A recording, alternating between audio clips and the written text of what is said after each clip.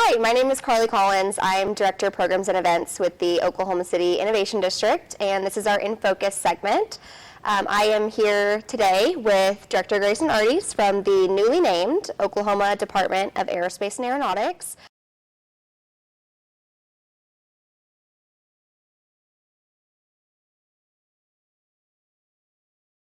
I'd love for you to talk to us more about the department, what your initiatives are. Absolutely. Glad to be here today. So at the Department of Aerospace and Aeronautics, we have been around for a long time, since 1945.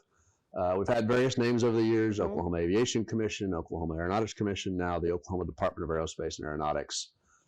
Basically, it means that we are the lead state agency for all things that fly, all aviation aerospace activities in the state, whether that's the promotion, the advocacy, the support, the providing funding for infrastructure, and developing the strategic plan for where we need to go for the next multiple decades to ensure that this industry, our state's second largest, can continue to economically support all the citizens of the state of Oklahoma.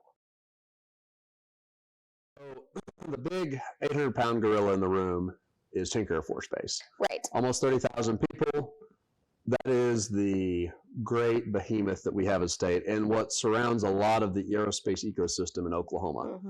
So Tinker Air Force Base is the big one, but we also have some other, if Tinker Air Force Base was gone, we also have some other very major employers around the state. American Airlines in Tulsa is a big one.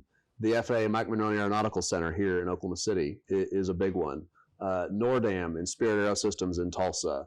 All of the prime contractors that surround Tinker Air Force Base, as you mentioned, Boeing, Northrop Grumman, Lockheed Martin, all those prime contractors that do business with DoD and defense across the world are right here in Oklahoma, and that is the ecosystem. But even more exciting than the big dogs are the small companies that are also a part of that ecosystem, that are dotted all across the state of Oklahoma. 1,100 companies that call themselves the part of the aerospace and defense sector in the state of Oklahoma.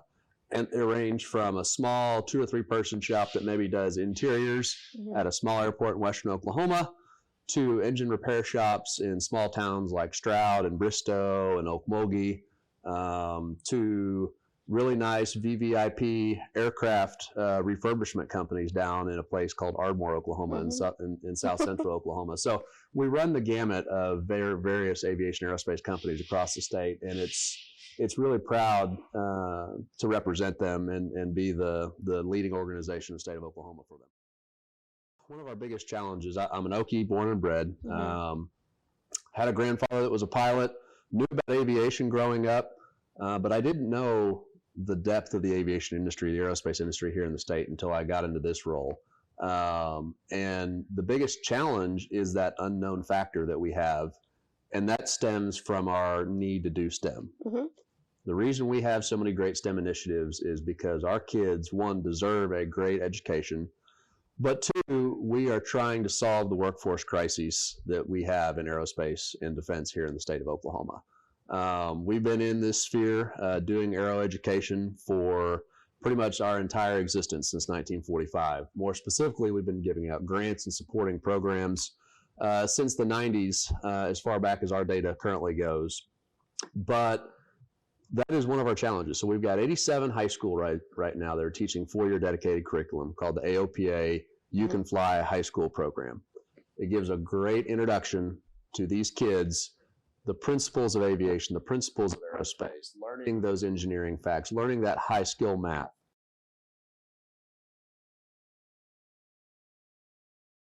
I like the word launch. We're launching into Aerospace Week.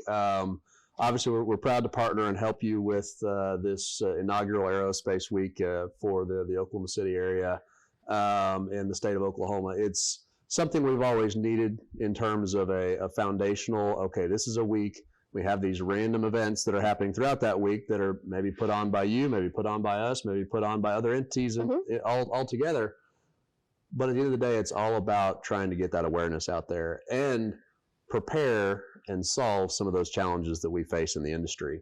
So if you look at the Innovation District and what your all's mission is, and trying to spur innovation in the Oklahoma City metro area, and obviously having the 800-pound gorilla being Tinker Air Force Base, it goes hand in glove for why we would want to do an aerospace week to kind of make people aware, and then maybe show that Oklahoma is a leader for solving some of our challenges, not just in the state, but nationwide. So you look at the state of Oklahoma, we're a state of 4 million people.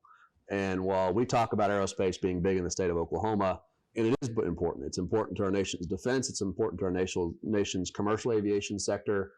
We are still a fairly small cog in the wheel of our country, but we have always wrestled above, batted above our average in the country in terms of where Oklahoma is, in terms of our small population, our maybe small geographic area. You look at the lineage of aviators, whether it's Wiley Post, Clyde Cessna, General Tom Stafford, you name it, Bessie Coleman. Those folks are all from Oklahoma. They all have roots that tie back to Oklahoma. And in today's efforts in the 2000s, what we're doing here is just the next generation of trying to make sure Oklahoma is a leader in the aerospace and defense world for our country. It's our pilot year, pun intended. So we're super excited. I'm going to dive a little bit more into some of the events that are going to happen, and then we can go on from there with a couple more questions. So the week kind of starts out with a tech talk that the Oklahoma City Innovation District is hosting, and we will talk with a startup company called Wilder Systems, and their innovation is modular robotics in manufacturing. So we'll have their president and CEO do a presentation. We'll do an opening reception for the week, and that'll launch us into the symposium, which will be on April 2nd. So this is geared towards our higher ed, K through 12, academia folks, industry, government, you name it. We want you to be there. It is a ticketed event at the Oklahoma City Convention Center, and we'll be talking about everything from emerging technologies like artificial intelligence and augmented reality, virtual reality, and training, and then how that correlates to workforce. I know we talked about that. You talked about that before as our workforce challenges. So really getting everyone in the same room to talk about these technologies, talk about future generations, and how we can bolster that workforce in Oklahoma. The where to go, where to be, the state capitol building, the beautiful, recently renovated state capitol building for the state of Oklahoma. If you haven't been there, it's an amazing place.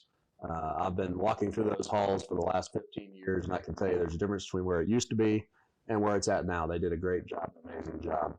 Our Aerospace Day is an opportunity to bring the aerospace industry, the aerospace and defense industry, to our legislative leaders while they are in session, to show them the power and the importance of this industry, but also educate them on what this industry has. So we'll have 60 plus exhibitors, 1,000 people that descend upon them. So on April 3rd, Wednesday, we'll actually have AeroOklahoma, which is hosted by the Department of Aerospace and Aeronautics. So I'd love for you to tell us a little bit more about the event and what to expect. Absolutely. So AeroOklahoma Day at the Capitol is our chance to bring the state's second largest industry to the Capitol. Beautiful Capitol building, recently renovated. I've been walking the Capitol for 15 years now, and I've seen the before, I've seen the after. They did an amazing job with the renovation. Beautiful facility.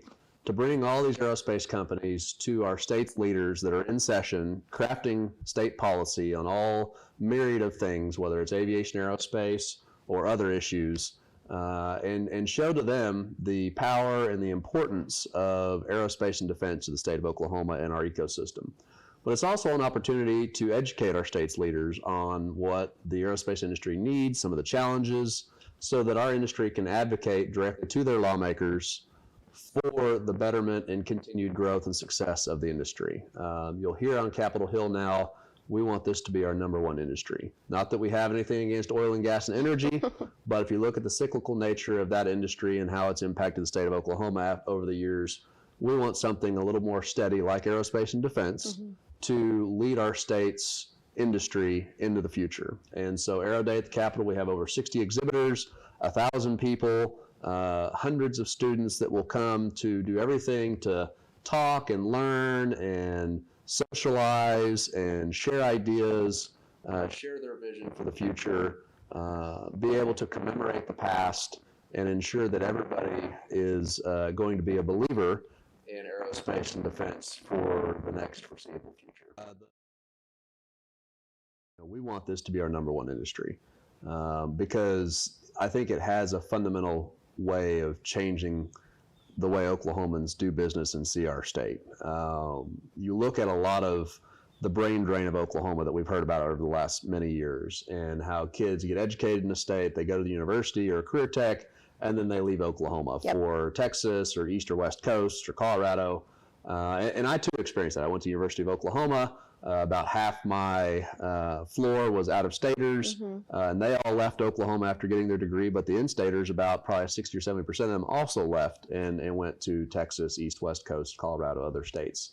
And so I think now that we are in a really better spot with aerospace and defense, and we have all these kids that are taking these classes and are preparing for their future opportunities, they see that this is a career that they can pick and stay in Oklahoma. It's a good paying job. It is something that's going to allow them to raise a family here and be here and do whatever they want to do right here in the state of Oklahoma, and they don't have to go elsewhere to do it. And so that's the coolest, neatest thing that I think that we're trying to do, is make this our number one industry and make people more aware of the career field and the opportunity it brings, because it's going to be foundational. It's going to be foundational for our state and its budget, our communities and their budgets, and as they say, rising tide raises all ships. And I know that's a different mode of transportation than we're talking about right now. But given that's the saying, I think we can see that aerospace and defense raising that tide and hopefully raising up all of the state of Oklahoma. So one of the challenges we have, and this is just something it's tough to do business with the federal government, and it's tough to break in to aerospace and aviation because it is such a very technically challenging job. And because of the safety factor is so high in aerospace and aviation, a lot of people are afraid of it. A lot of people are afraid to try and do business with DOD. They're afraid to do business with commercial aviation companies because that bar is set so high. And that's the reason. Aviation is the safest mode of transportation in the United States, and we are very proud of that and are proud of our safety record in Oklahoma and across the country in terms of aviation and commercial aviation. One of the challenges, though, is breaking in. How do you get these small companies to break in? I know you all are doing some amazing things with entrepreneurial programs. The state is doing some amazing things with entrepreneurial programs, but it's certainly a challenge that we're all facing and we're all trying to solve.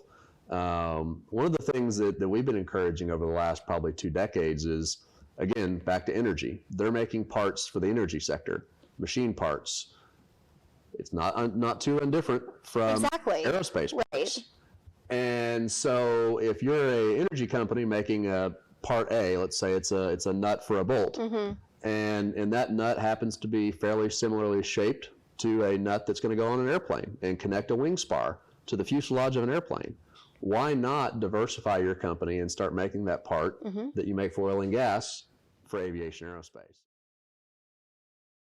Thank you so much. We're so grateful for your partnership with Aerospace Week and for all that you do for our state. So thank you, Director Ardies, for being here with us today. Absolutely. Glad to be here.